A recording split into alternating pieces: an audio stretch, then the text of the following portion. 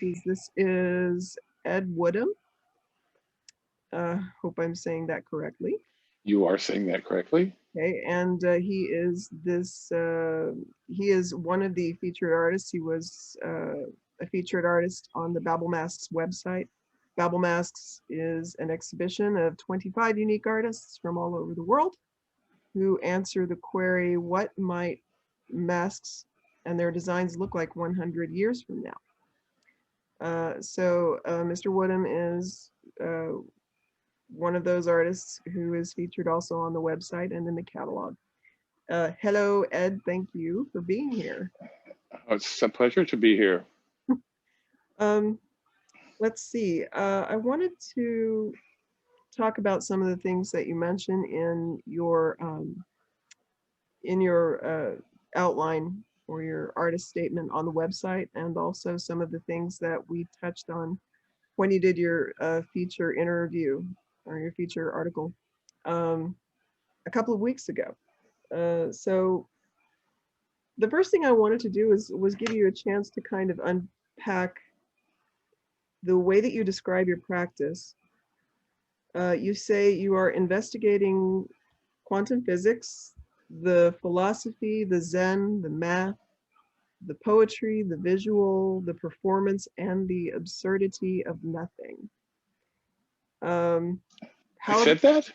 You did. No. How absurd would it be for me to ask you to talk about the absurdity of nothing, the math, the physics?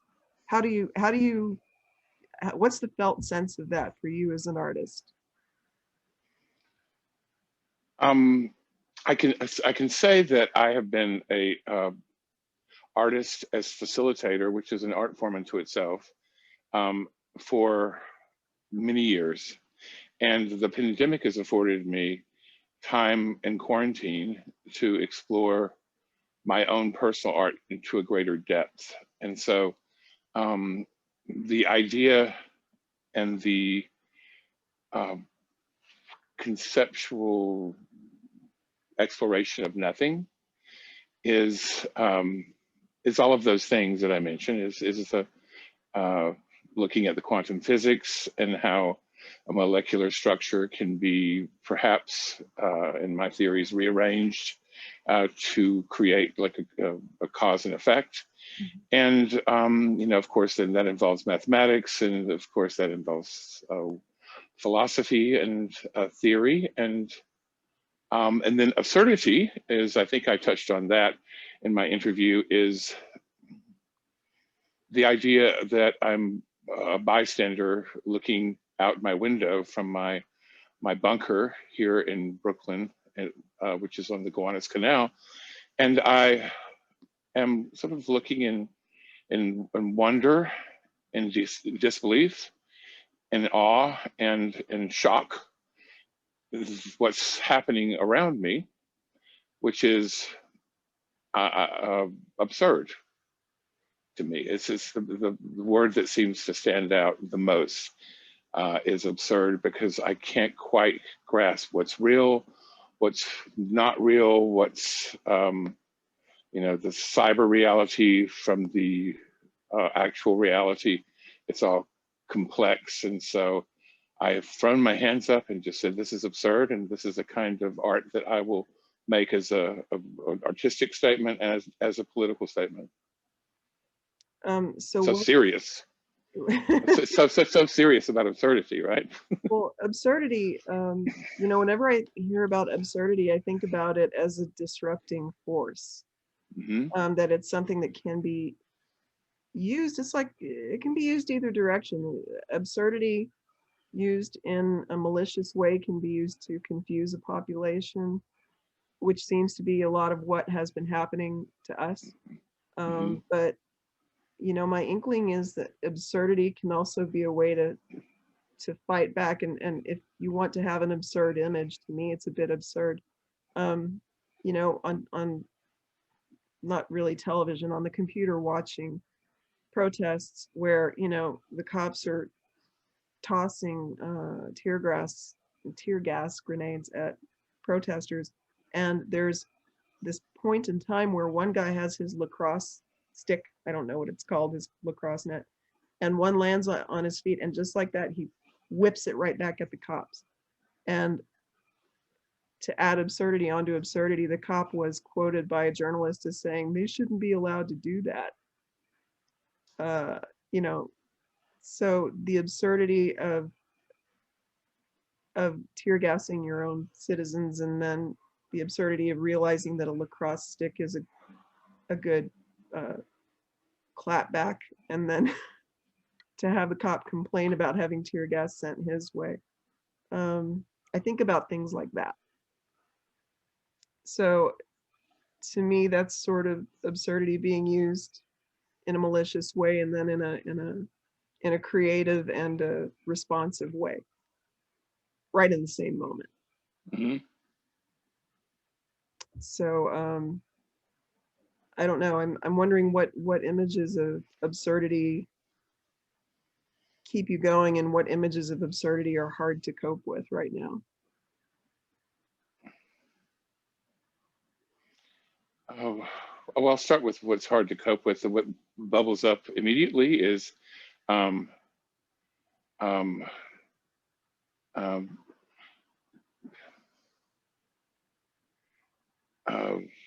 DT holding a Bible in front of a social justice church after he has made a speech about the importance of protesting, as he walks through protesters and pummels them with tear gas and beats them down, and then holds a Bible up in front of a social justice church. It seems like a very calculated iconography to me, and it sent chills through me, and it's absurd. Images of absurdity that keep me going, I guess, are the ones that I create here in my small studio home, which is a variety of different things, from vacuum packed cans of nothing, and my red string, a project that I've been working on lately, is called the red string theory. Okay. Are you ready to talk about that project yet, or?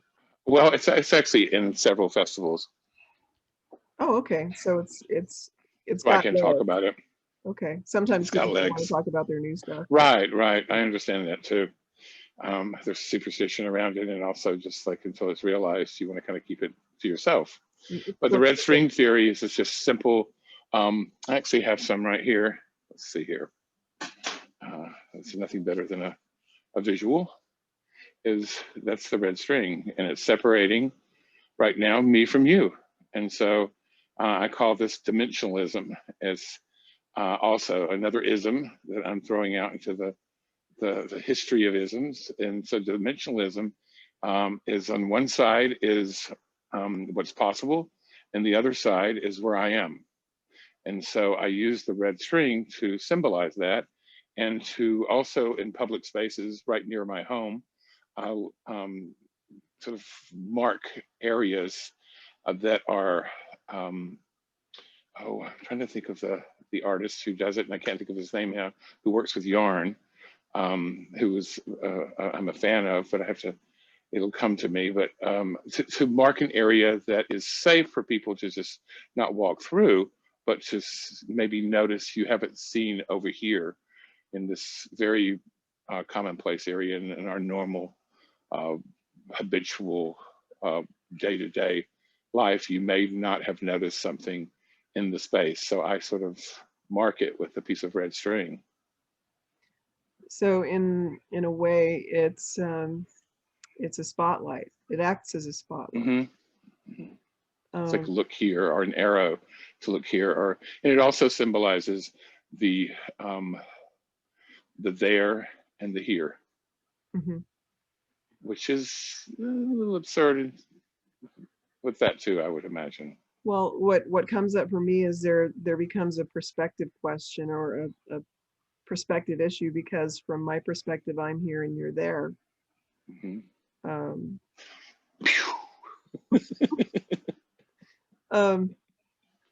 So do you at any time sort of play with the semiotics of that? Do you create shapes or directions with the string in order Not to cause yet, it not to yet. It's pretty much what I showed you right now. yeah, It's just like this string that just sort of is there. That's where it is now. yeah. I'm sure the red string theory it's a theory, so it's going to take many different forms, I'm sure, as I move forward with it. Is this a performance or is it an installation?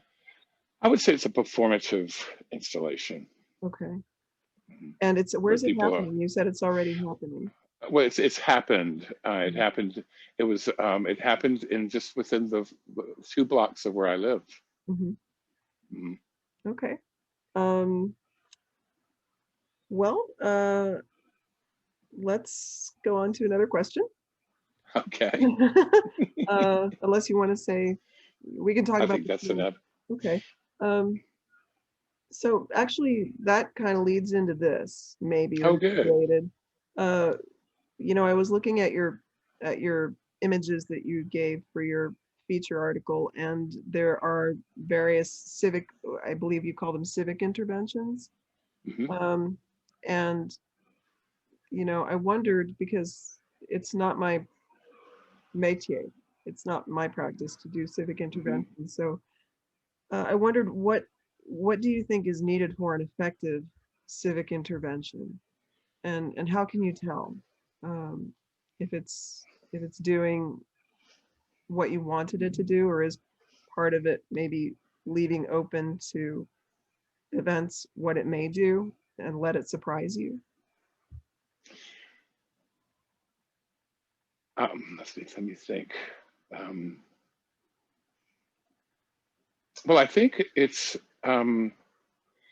when I put art in public space, I observe it, become a deep observer and perhaps a listener, depending upon the project, and um, and try to go into it I always with an idea of not a expected result, and so I'm a scientist explorer, um, and there are um, over the years I've been collecting um, data, I would say, of, of of these observations, and I feel like I can scaffold certain things that allow for the possibility of what I would call a moment Hmm. of recognition, where a passerby or perhaps even myself has this experience that feels transformative, or in a more simple terms, like a tingling sensation that you get when something you feel something that's moving or disorienting, or an acknowledgement. And so you can't plan for how to create a moment, although that's also the quantum physics of how to create a moment, is what I would consider that a lot of my work is about, is the exploration of that. What are the elements of that? So I go in with an open mind, with a certain scaffolding that I've sort of, or tried and true in a way for me. But I mean, anything that's tried and true in an experiment, you have to be, a lot of times the failures are where more information actually comes to you. So it's all of those things with work in public space, which are civic space, even right outside my apartment or my apartment building. I've been experimenting there, which is new. And Um, I would encourage all artists to do this, actually. for like my temperament as a practicing artist tends to be on the solitary side, and I admit I find the idea of creating work in the public and civic space really frightening, almost, because All uh, the more reason. yeah, um, we had a sort of a juggling routine. My husband spins poi, which are those things on strings that you set on fire and you spin them around your body. Oh, And you know, 10-ish years ago, we traveled to a lot of different places. And you know, for example, he spun his poi in front of the pyramids of Egypt. He spun them in front of San Pietro, right in front of St. Peter's Cathedral in Rome. And I've done the same thing in, you know, Berlin. You know, and there's the self-consciousness of it that has to be overcome, but also there's, you know, a fair to good chance that somebody's going to stop you. Like in Rome, he got to do it for about 20 seconds before the Vatican police were right there saying, nope, can't do it. So the idea of being stopped by someone confronted. who says you can't do this, which, you know, calls into question a lot of things about public spaces. But Well, I would encourage with that, and I experience this a lot. oh, you do? Is I think a lot of my choices are similar to how you feel. Even though call myself certainly an artist in public space or a public space artist, one of the things, as well as conceptual and etc., is that I've made choices similar to your feelings about public spaces, that I'd like to, like, for the instance, the red string theory, is that I'm not there with, I mean, I can step back and watch it from afar. And I prefer that. If you look at some of my images, I'm usually completely covered in a full body costume. So I don't have to engage with the public in the way that is, even though I'm very comfortable and enjoy the public one-on-one especially, but in a performance in public space, I prefer the observation viewpoint. And so I often wear a full body mask or costume to give myself that perspective. And so maybe, and with the red string theory, I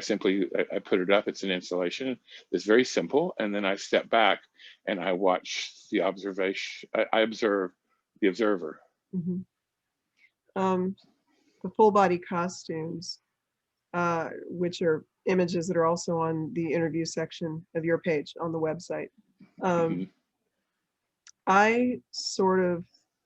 I had a really, really positive reaction to those costumes, and I think they, I mean, this is kind of my jam. Rather than putting something on you, I'll just say there was something that was shamanic about those costumes, but there was also something, you know, are you from the past or are you from the future? Are you from deep underground or did you come from outer space?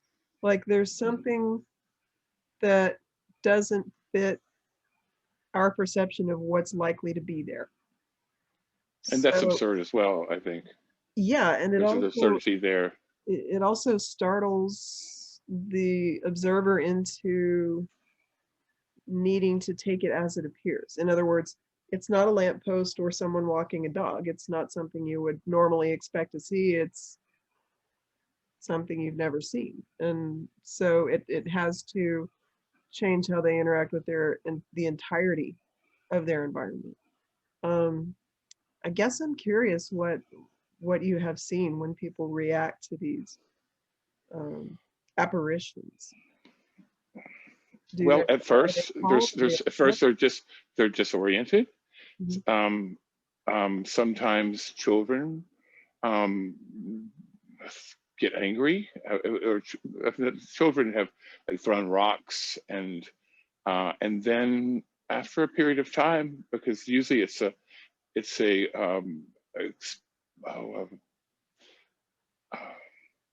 experience of stillness, of in a durational performances where you're standing for long periods of time and with no movement, or very, very, very slight movements. And often people are, I have a TED talk where I do talk about like standing it's called Danger. I can't think of the name of the piece now, but it's called Danger No Water or something, or Danger, can't think of it, but it takes place in Lloyd Park in Walthamstow, London, and it was an art residency with some folks there, and it was called Ideas from Elsewhere. And I took some found objects and created a costume. The piece is called Danger Deep Water, and it takes place in Walthamstow in a park called Lloyd Park. And I collected found objects, and I stood on a stool for 3.5 hours in a fenced off waterless pond that had been overgrown. And at first, some of the community seemed angry, and what are you doing in there? And the park department came, and they asked me to come out, and I wouldn't move, and they wouldn't come in and get me. And it was a fenced off, and so they wouldn't come get me, and I wasn't coming out. And so they could have just gave up with a chuckle, in fact. And then the kids were angry, and some of the locals were upset. And then there was this slow period of, are you okay? Wait a minute, it's like, we're not angry anymore, now we're concerned. And then it went to a place of, wait a minute, is this art? So, Wait a second. what? Wait a minute. Right. So I forgot. Now I forgot what the question was, but well, I think you answered it, which was, you know, when a sudden insertion of a completely unexpected element appears. How do people react? What have you seen? What have you seen happen? The costumes are magnificent. Thank you.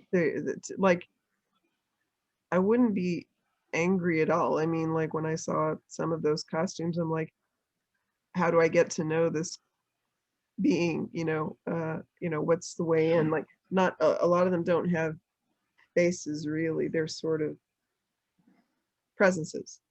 So the first way you get to, and the first way you get to know someone or something like a creature is to engage, and this is how we do it. So yeah, I don't know. I suppose it depends. Like, I was expecting to see art when I looked at those photographs.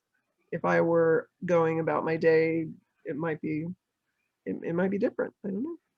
I think those people were privileged to have been part of that experience. I think you as an artist, it must have been a privilege to generate those experiences. It was wonderful. It really was.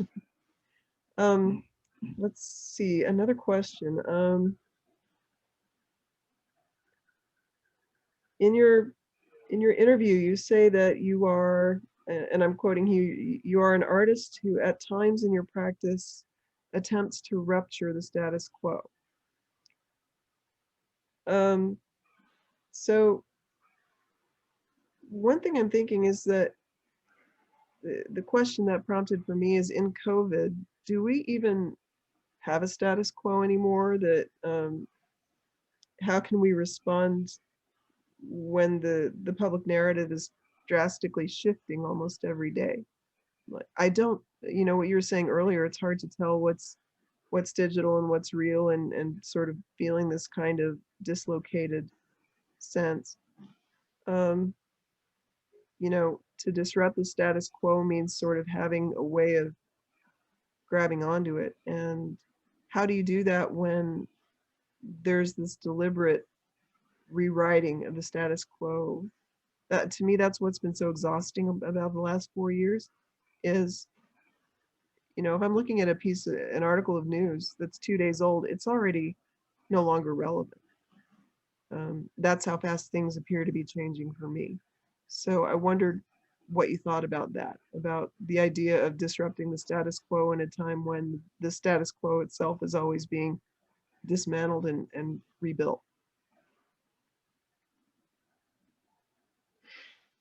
Well, it's a continual process of trying to understand what the status quo is today, right now, at this very moment. So it is a continual shifting and pivoting to the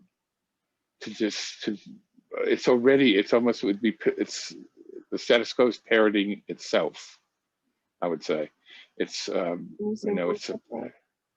say it again? Can you say more about that? The status Um, quo parody. it's a parody of itself. Um, it's already rupturing itself because it shifts from one moment to the next. So to rupture what's being ruptured is, I'm not sure. I'm sort of right now, like I said, I stand at my window looking out from my bunker in awe and shock. And so, but I still managed to find things like yesterday. Thank you, Farusha, as I came up with a new fragrance, of course, called Nothing, and you know,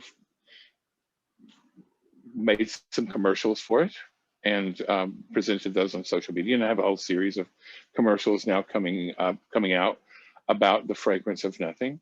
And now I'm looking for, of course, a supermodel to be the rep for the brand. And then after I made it and did the commercials and series of commercials and all yesterday, I thought about it and I thought, wait a minute, nothing is relevant right now with COVID. You know, you don't smell. It's one of the symptoms is you smell nothing. I wasn't thinking of that, but it is it's the the aroma of our times. Nothing. So without, sometimes these things happen without actually being premeditated. This rupturing that I'm accustomed to. I'd really like to be able to add the link to the YouTube video of this. When I'd like to be able to point people to that. Sure, Uh, I'll provide you that. it's It's a very short, okay, sure. but yeah, I'll do a series. Maybe I'll put a series of them in. There's something about the you know, that type of a gesture reminds me of something like John Cage's, I think it's called 6 Minutes of Right. Silence, or you know, in other words, you are in the same way with public interventions, you're creating the scaffold with something like that, which I think is a really interesting way to work, because you're automatically implicating or involving the audience. You know, that piece isn't finished until someone sees it, imagines it. If there's a flask of it there, if they pick it up and they do smell it, you know, then the piece is complete. But it's only by their participation, and to me, that's a big deal. It's a big deal to create art that pulls in the audience and makes it so that they're that last piece, they're that component that activates it. And I think, you know, that partly comes out of my peak at visiting museums, which I haven't done in a million years at this point. And I miss it, is, you know, people who are sort of not there. They're taking pictures of everything, or they're standing back and they're looking at the work or not looking at the work. And how, like, the little marble rolling around inside my head is, how do I engage that person? How do I make that person participate in the work? So that, because, you know, to passively be in company with a piece of work is not the same as engaging with it. And for those who are, you know, unfamiliar with engaging artwork on its own terms, to have something to do can sometimes activate something in them. So I approve this method. You know, projects like that are okay with me. Let's see, here's another question, and this may be, we might have a little more time, but I'm going to say this might be the last one we have time for. That's fine. But it's gonna involve a lengthy quote which you gave me from an interview you gave in Bust magazine. So I'm going to read the quote and then talk about it a little bit, which is, you said, do not judge your strange behavior by your newfound daily patterns or any of your newfound daily patterns based on pre-pandemic archaic modalities.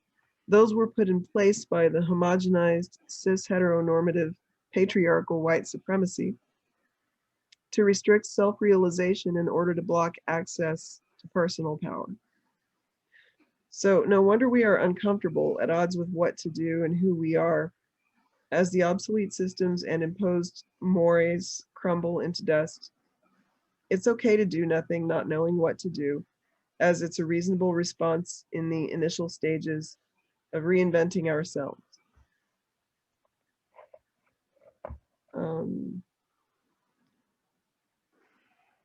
So I guess the first thing that caught me was this idea of trying to establish newfound daily patterns based on a pre-pandemic archaic modality. And one of the big questions that's been in my mind as we've worked on this BABEL MASKS project is, are we gonna go back in ways that maybe aren't good? Or are we actually gonna learn something from this? It feels as though this is a particularly likely time for very old modes to be dissolved and for people to reinvent all kinds of things, as you mentioned in this quote. The pessimist in me wonders if anybody's actually going to get it, or if as soon as everything's more or less okay again, they'll just go back to what we were doing before. And should they do that, is it going to work or isn't it? So I'll use that as the jumping off place for not exactly a question about what you said, but just to discuss it a little bit.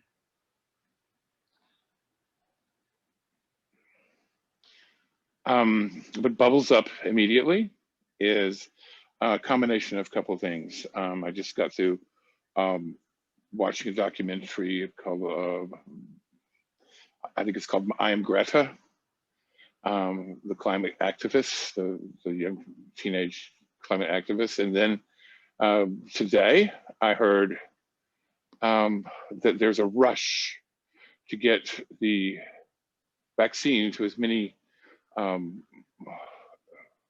the airline industry. There's a scene in when Greta's invited to the Climate Congress of the UN to speak, and she makes her way from the UK across the sea, and she makes a choice to not make it easy for herself. And so she takes a small boat all the way across. I mean, and there's incredible footage of what that was like. And so that was my thought. Now, as you say that, now I consider myself what I call a New York optimist. That means an optimist with a fair amount of cynicism involved. So, I mean, immediately thinking, well, and she did that because the airline industry is a huge pollutant to our environment, and so she wanted to not to speak her actions to follow her philosophy, which I thought was extremely brave and beautiful and important.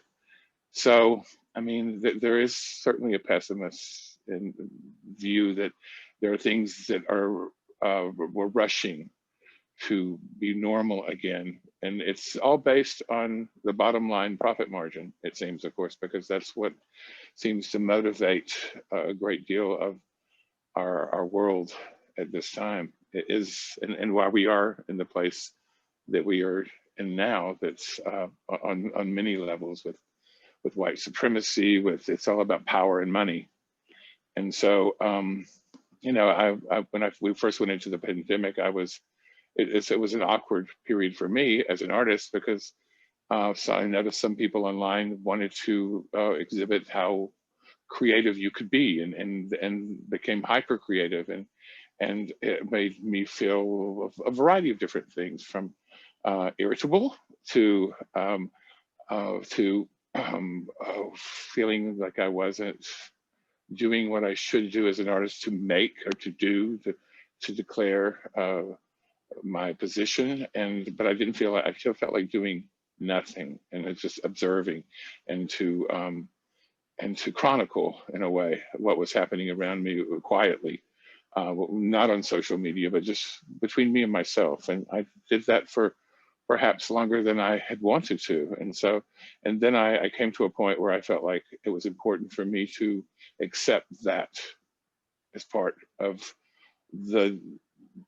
for me, it was clear that the normal that once was, that it wasn't going to return. And then we began to understand, or I began to understand, that we shouldn't return to that normal. It was not, it was well, perhaps comfortable normal for a very small percentage. And it became very clear that we shouldn't go back. And I think now I see, as you spoke, that I think there are things that are rushing to return again, that, and in many cases, things that we should not return to that normal. But that's about power and money. I think it will be interesting, because other things have been in really hyper flux as well. Politically, we've been in an incredible amount of fast change. I've spent the last couple of years feeling like the end of a game of crack the whip, just being constantly disoriented by things around me. And it has such a deep effect on our well-being, on our psyche, it makes it hard to have a really, even though it's not insomnia, but I'm not having a deep, peaceful sleep. I'm having a sleep that's, with an undercurrent of anxiety because of the unknown. mm-hmm. and the strife that we live in the midst of now. I think by now, unfortunately, I can't communicate with very many people, but well over half the people that I talk to, close friends and family, are having this difficulty. That sleep is not a simple matter, and all the things we do to manage it. So I totally understand that. I think one thing you said was, it's okay to do nothing or not knowing what to do. It's a reasonable response. And that's been something that for me has been a steadying thing to remember, is that if my general state of discombobulation feels as though I'm not steering my own ship correctly, that in fact it's a reasonable response.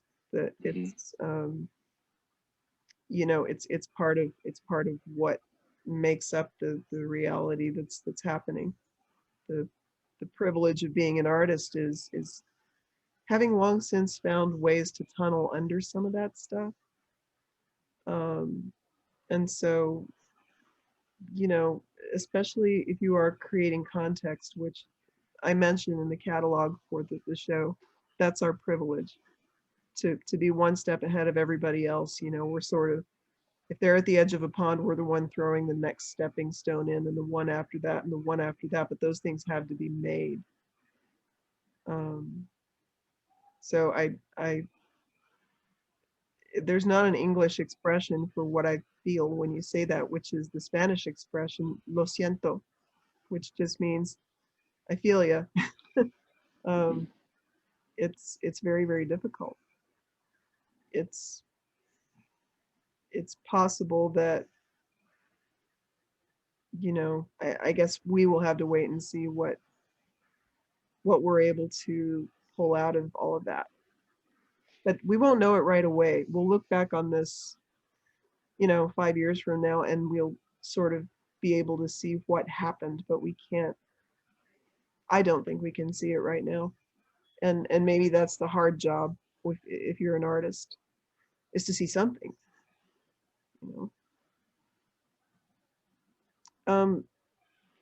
what has been the role of art in odd places in this time?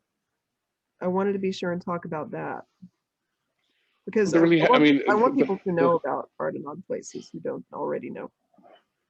well, the role of art in odd places, and this has, for me, has been for many years, is a thread to a safe shore, you know. So, our in this case, a nice thick rope to the safe shore that I've grasped onto, and we were not able to create a festival this year because Art in Odd Places is about engaging with people and the environment in public space, and also taking art from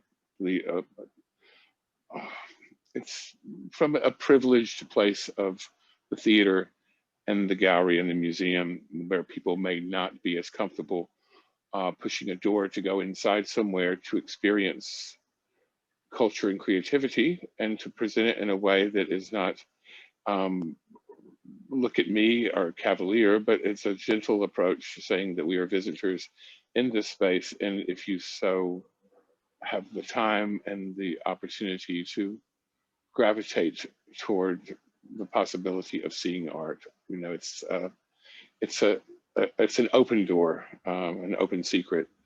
So, but we haven't done Art in Odd Places this year, and we've been in the planning stages, which has been that thread that I've needed, and we are looking. It's called Normal. The focus this year with an amazing team of of young. It's a young, large female team of very engaged creators and artists and curators and thinkers and, who are working together to. I think what the focus is that the American dream is a sham.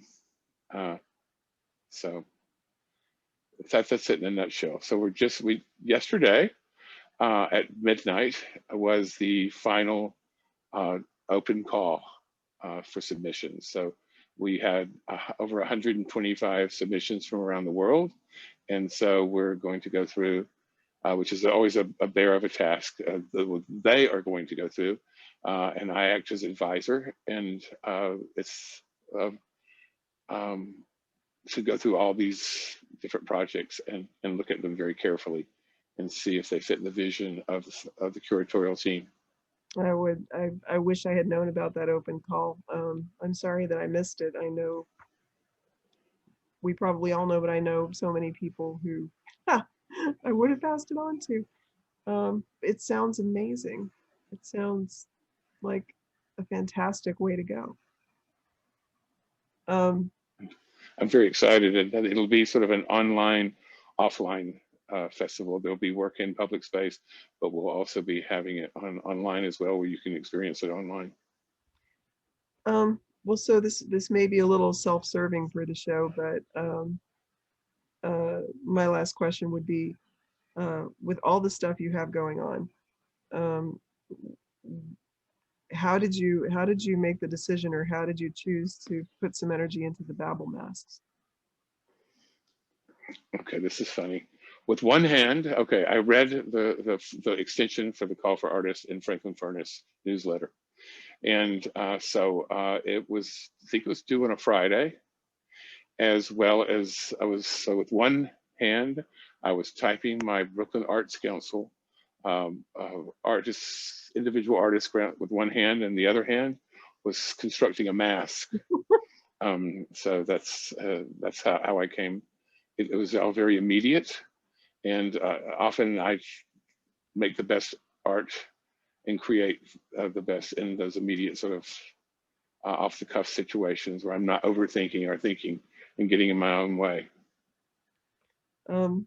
I'm really glad that you are part of the exhibition. It's such a wonderful group of artists, and it is. It's a wonderful group. I'm so honored to be a part, and a wonderful publication, and wonderful website. It's and the interviews, and I love the interviews with the curators, which I mentioned to you at one point. I'd recommend everyone see that. well, and likewise, it's an honor to have you as part of the exhibition.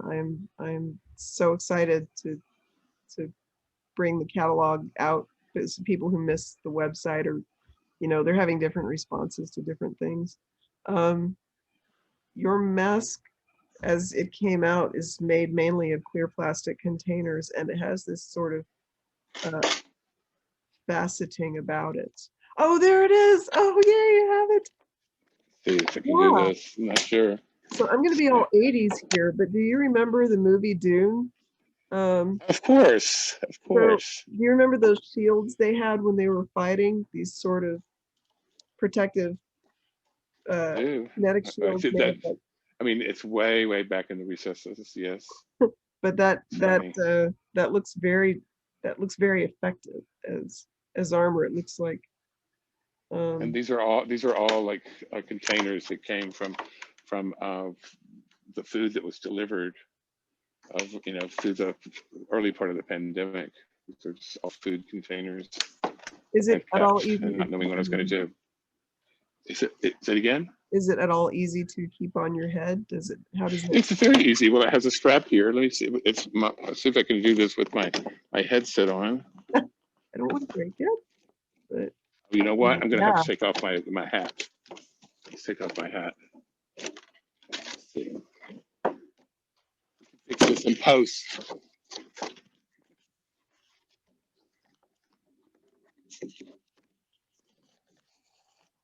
Oh, that's marvelous. It's like a fossil at the same time.